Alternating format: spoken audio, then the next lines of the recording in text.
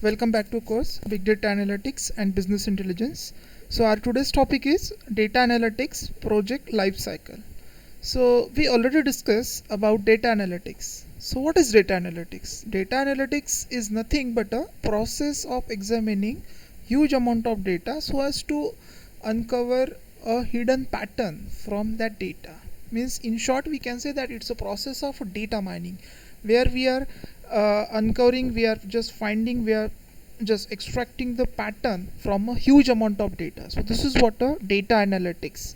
So in data analytics, it is a complete set of steps that you need to perform in order to perform this data analytics. Means simply we are saying that it's a simple process of examining huge data and just discovering a new pattern, but it involves a number of steps, and that steps represent data analytics project lifecycle. Suppose you need to perform a particular project, so in that case you need to follow some set of steps, and that set of step is a part of this project lifecycle. So now let's try to understand the steps involved in data analytics project lifecycle. So here we already know that it involves set of steps. So one by one we'll discuss all these steps. So here you can see there are 5 steps involved in a data analytics project lifecycle. You can consider any project in that case. So where you need to just discover a pattern from a huge amount of data. So there are 5 steps are there. First of all, you need to identify the problem, then design the data requirement, then pre-process the data, then you have to perform data analytics over the data, and finally you have to visualize the data. So we'll try to understand all these 5 steps one by one. Very first is problem identification. Suppose you have decided to perform data analytics, you need to discover a hidden pattern from a huge amount of data. So step 1 is problem identification, or you can say identification of a problem. Let's consider that we have selected a problem that a e-commerce website, we want to increase the sale for particular e-commerce website. For example, Flipkart, we want to increase the sale of a Flipkart. So that is what a problem that we have identified. We need to improve the business for this e-commerce website Flipkart. So first step in data analytics project lifecycle is identification of a problem. So first of all, we have identified the problem that we need to improve the business for e-commerce website Flipkart. Now the second step is designing the data requirement. So what it involves? So in the designing of data requirement, what it involves? Now in order to improve the business of that particular site in e-commerce website, what you need to do? You require a kind of a data. So you require a huge amount of data. Based on this data, you can just try to uncover the pattern. So in that case, you require analytics. You require analytical information.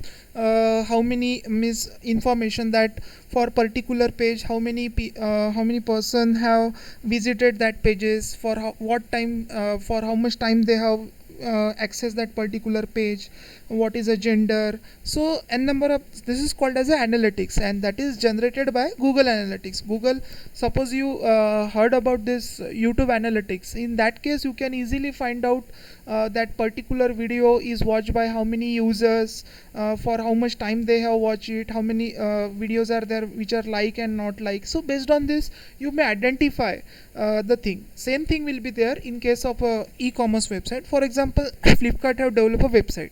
So in that website, n number of pages are there. Okay, so in that case, you require a data set of customer who have visited pages. So in that case, you should know what is a customer, what is a gender, what is the age group of that customer, how many product that particular user have access, for how much time they have access that. So based on this, you can come to know about which particular product is having highest demand. There can be the case that on the Flipkart, particular section of goods or items are there, means particular page is there where customer is not visiting, or suppose customer is visiting but their visiting time is very less. Means customer are visiting that page but they are not keeping with that page for longer period of time.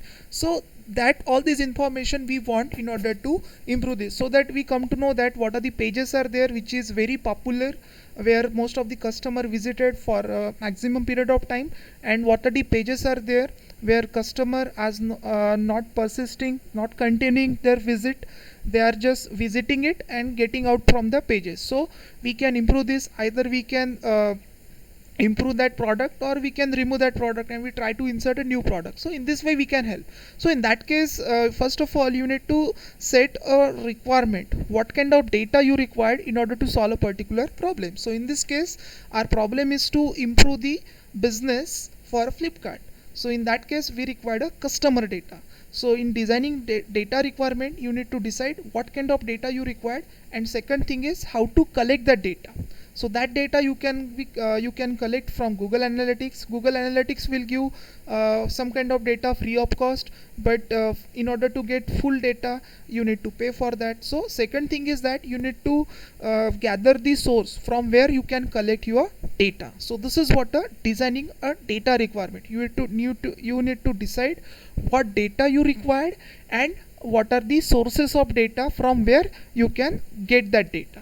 Okay, so this is what the step number 2 in data analytics project lifecycle, that is designing a data requirement.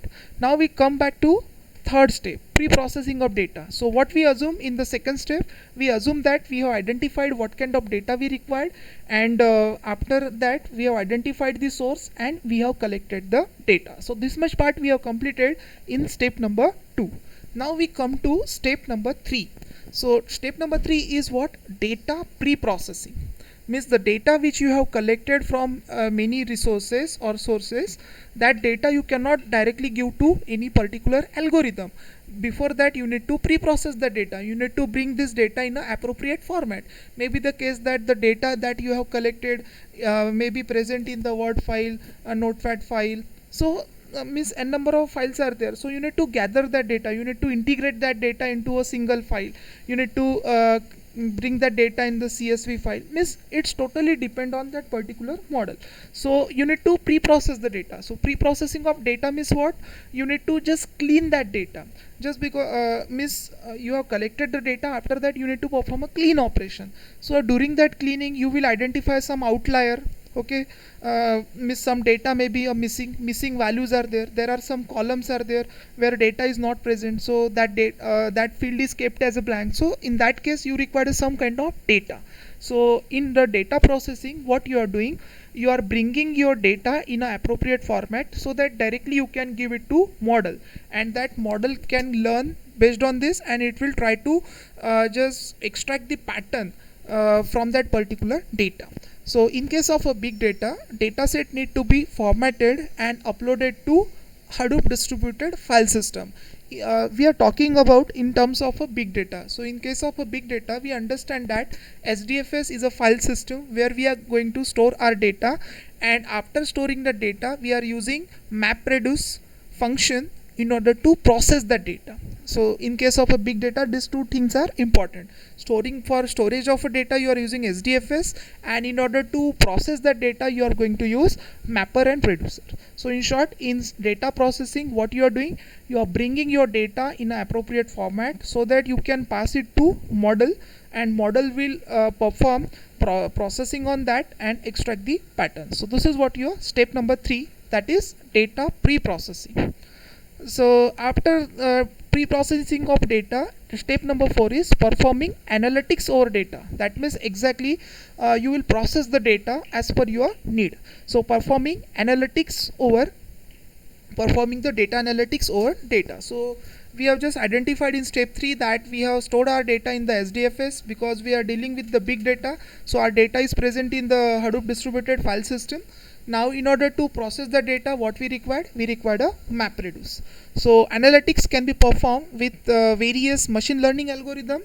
So that algorithm can be a regression algorithm, classification algorithm, clustering algorithm, and recommendation based algorithm. So a number of algorithms are available that you will apply. Means it's totally depend on type of a problem, what kind of problem it is. So in that case you need to improve the business, you need to predict what kind of the business is. So we can say it's a regression problem.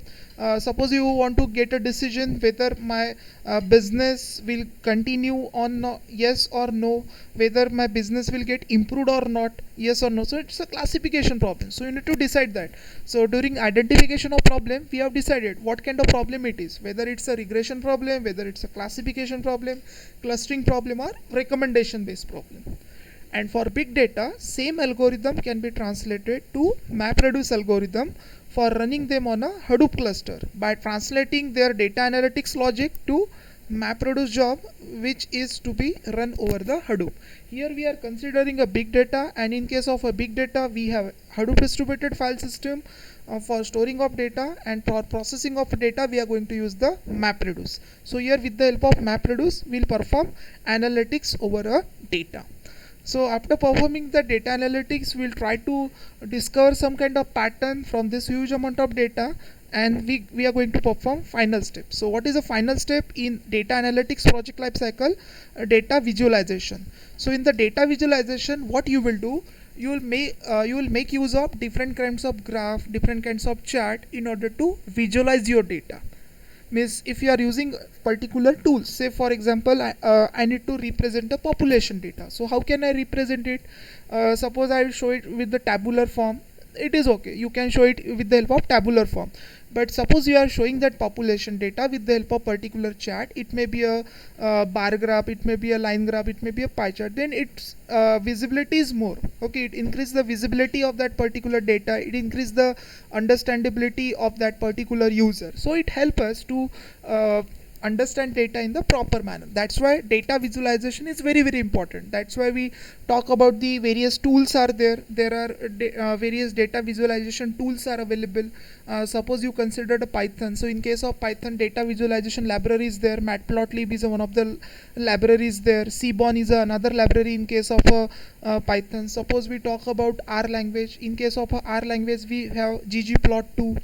So all these are the library which we use for data visualization. Means after extraction of a data, you need to represent that data in an appropriate format, and in order to represent it in an appropriate format you require a particular tool. With the help of that tool you can represent your data either by using chart or graph or any particular diagram. So these are the 5 steps involved in data analytics project lifecycle. First of all, you need to identify the problem, then you need to identify data requirement and how to gather the data. Once you gather the data, next is you need to pre-process the data. You need to perform cleaning operation, then you need to perform analytics operation with the help of MapReduce in case of a big data, and finally whatever the output that you have got, you need to represent it with the help of appropriate tool or with the help of appropriate diagram. Okay, so these are the steps involved in data analytics project lifecycle. Thank you.